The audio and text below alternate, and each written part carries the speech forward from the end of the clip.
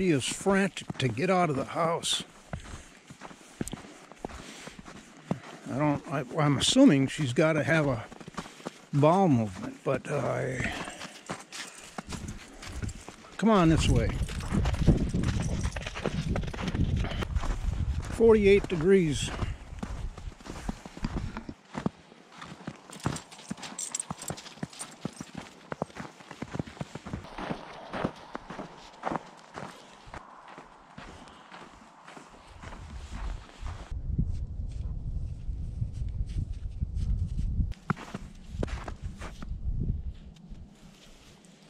That's the direction of the gut piles. I haven't seen any action over there from birds or scavengers of any kind. But she's obviously keen to go explore it. We're not going over there, and I'm not letting you off leash. Come on.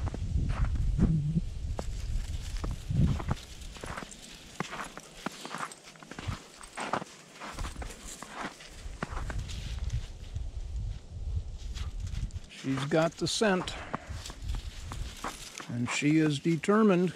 Come on. Good thing I haven't relented and let her off leash. I was thinking about it, and her reaction now, this afternoon, ooh, I'd be running over there. We're gonna go to our state park. This is a one-day free entrance. So I want to go see what there is to see there.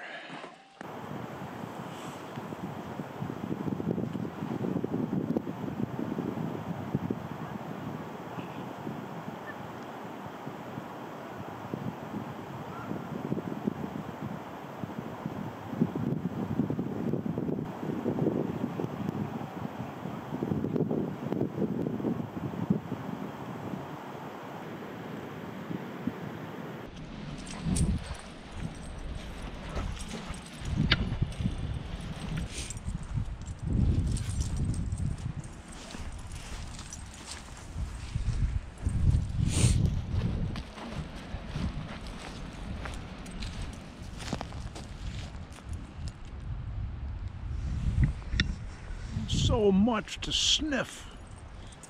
A bizarre, exotic exploration.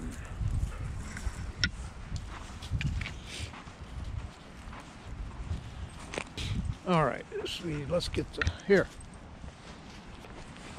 Hey, hey, lift your leg. Oh my gosh. This is quite a beautiful place. I've heard a lot of people talk about it, and ironically, I haven't been out here myself. What she yelped when she jumped down from the car just now. Oh, she's forgotten how to heel.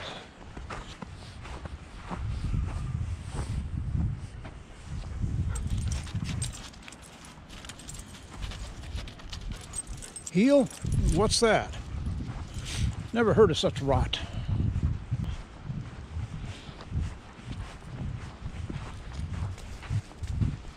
I'll bet in the summer this is the place to be.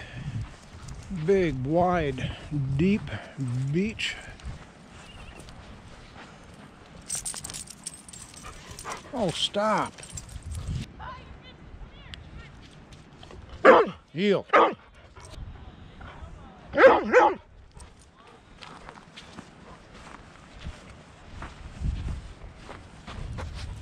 Heel.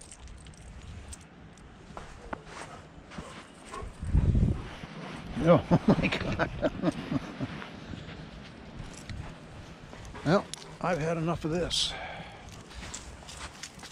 This reminds me of the day I got her. 2009, August 8th. She towed me out of the animal shelter and all around for the next 100 days. No teaching her anything at 5 months old.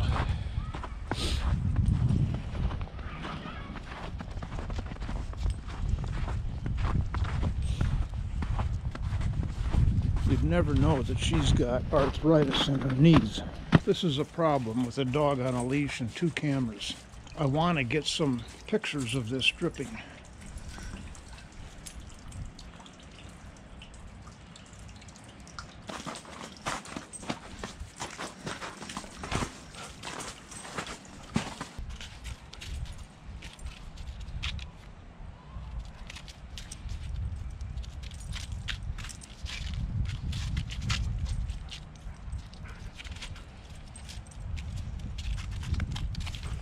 This is the bad thing about having her.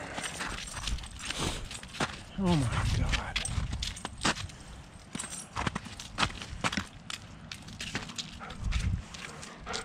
Sit. Sit.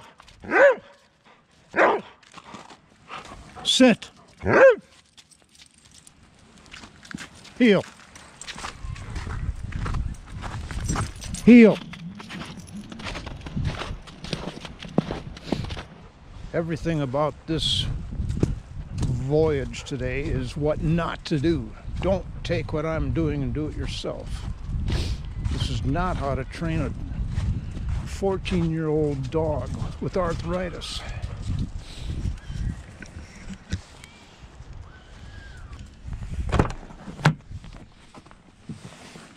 Come here. Okay, up. Oh God, she can't jump. Okay, up. Up. Oof.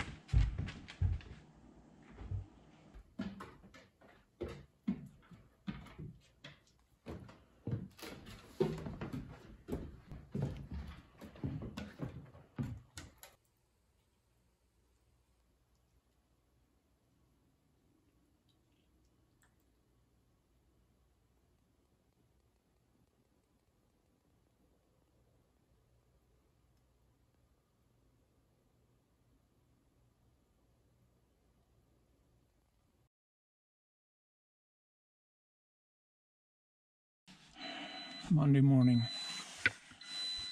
I picked her up from brother-in-law's place where she's been since Saturday night. And we're going to go for a walk down the driveway, and then we're going to go into town to the vet.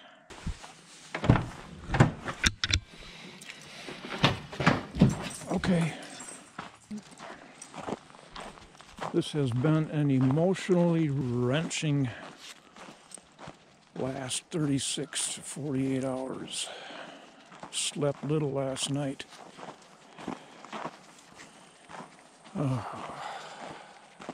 Overall, mostly, this is about one of the most sure decisions I've made in my life.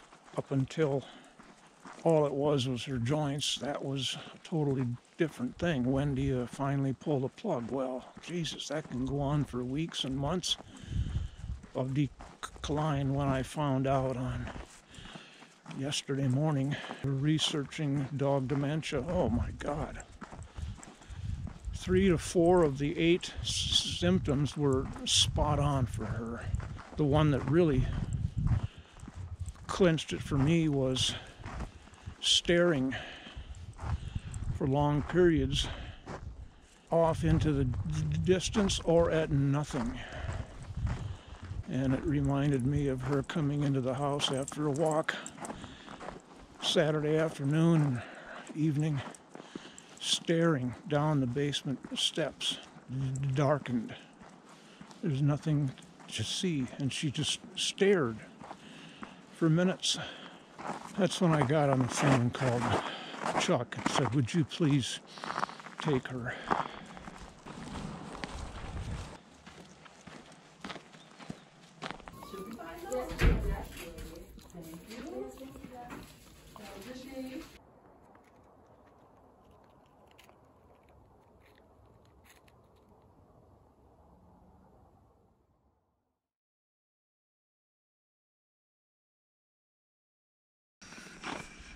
I'm violating the rules. I'm walking on the ski trail on December 1st. That is their cutoff date for people walking on their ski trails. December 1st to April 1st, I think. No hiking on the trails. I justify it because there's 2 inches of ice, and that's it. Nobody will be skiing, and they're not grooming this, so it's okay for me to break the rules for Suki's sake. He was way up there sniffing. I came this close to putting her down, or as the form at the vet's office says, the form I had to sign authorizing that, destroy your animal. She's been having trouble with her joints, not enough to euthanize her. But over the past few weeks, actually the past few months, more specifically in the last 2 weeks, she's been acting very, very strange.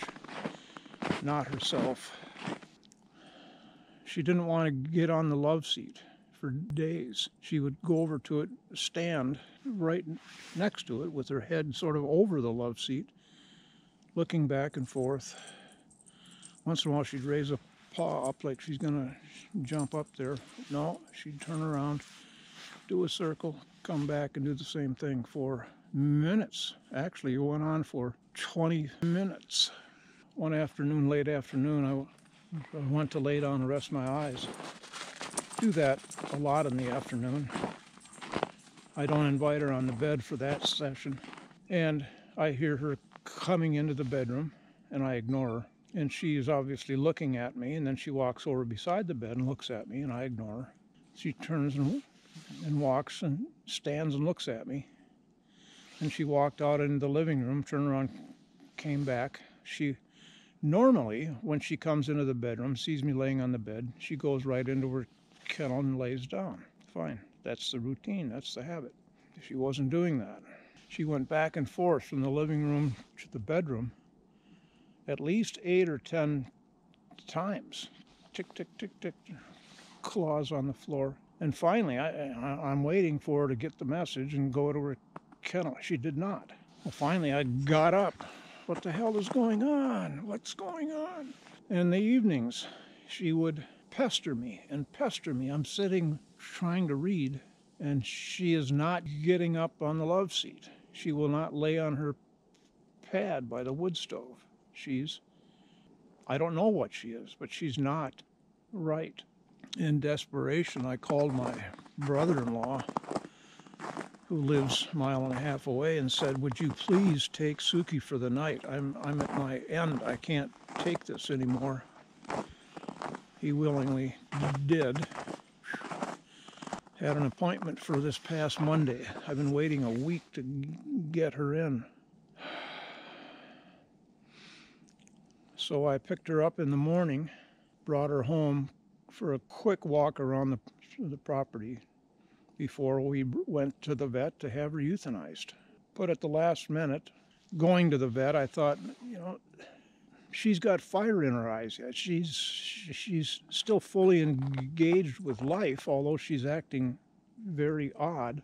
So as I was on the way to the vet this past Monday to have her euthanized, I thought, well, I'm going to talk with the vet first, explain what's going on with her. And I know there's nothing that can be done necessarily, but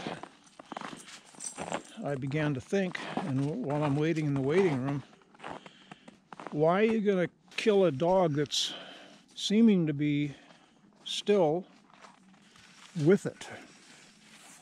She's not moping. She's still eating just fine. And wouldn't it be horrible, a lifelong regret if I euthanized her. And within an hour, within a day or a week, I thought, oh, you know, there's something, one little thing I'm missing that she needs from me that I'm not aware of. And to kill a dog, which is permanent, and then come to soon afterward and realize, oh my God.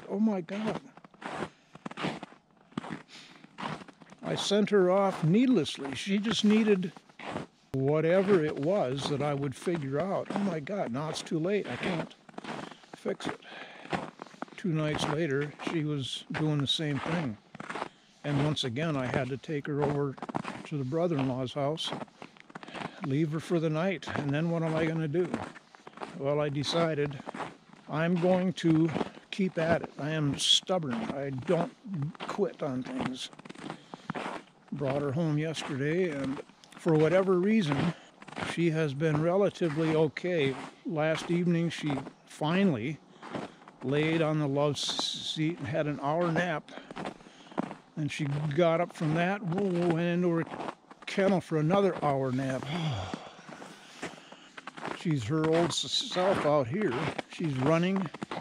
Although I did have her out for a walk 2 days ago, just around the property. And she yelped 4 times. Something hurt. I've come to the realization we've got safety nets all around us, all the time, that we aren't really aware of because they're not right in our face, but sometimes they are. These safety nets are put out there for us, and we can take a hold of them and use them, not realizing that they have been intentionally given to us. And we don't always use them. We make the decisions we want to make and regret later. Sometimes the longer I live, the more I'm beginning to recognize these safety nets and beginning to use them. Well, it's beginning to get dark. Not for her.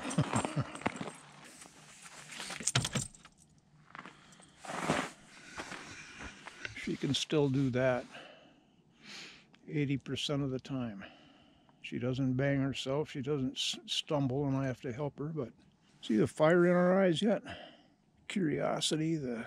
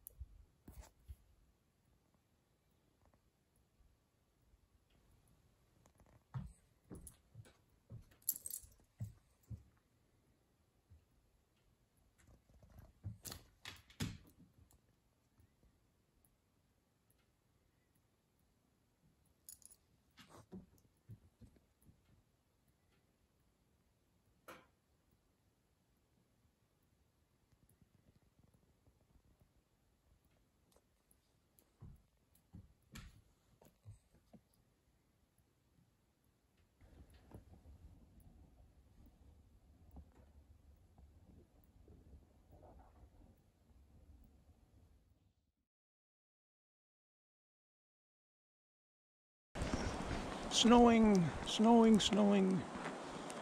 Yes, this is Friday. It looks a lot like Thursday, but it doesn't feel like Thursday. I got Suki in for an emergency vet visit this morning. They did blood work, x-rays, and gave me medication for gastroenteritis, which she may or may not have, but sort of the only thing that I could think of that maybe this is part of her problem, her discomfort, her mania, especially in the evenings. I asked for anxiety medications. You may have seen a video I took last night of her circling and circling and circling, wanting to get up on the love seat, and why she did not and won't, I don't get it. That is still a mystery to me. I got up on the love seat myself and encouraged her up, or helped her up. She was there for 2 or 3 minutes and got down, got her into the bedroom, into her kennel. Well, tried to get her into her kennel. Finally, when she wouldn't go, I just closed the door of the bedroom and left her in there, hoping she would get in the kennel herself, settle down, and that would be it. No, it's 10 minutes of pacing in the bedroom. Finally let her out. This went on for 2.5 hours, and I finally took her over to my sister and brother-in-law's house again, because I just can't take it. I can't take it. So that's where we are now. I don't know where and how this is all going to end, but bill came to $517. Oh, x-rays were alone $150. He suggested it, and I said, well, yeah, you bet, of course. Find out if there's something to see or if there's not. Either way, it moves us into or out of that concern. The vet mentioned if I had considered that she is as emotionally worked up about something of my health that's going on that dogs perceive.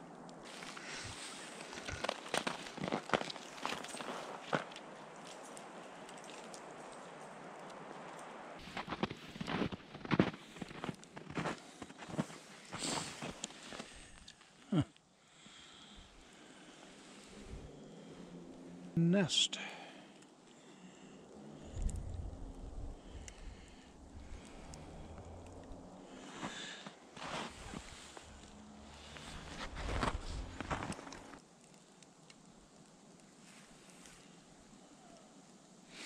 The wintering woods beginning to prepare to sleep for the winter.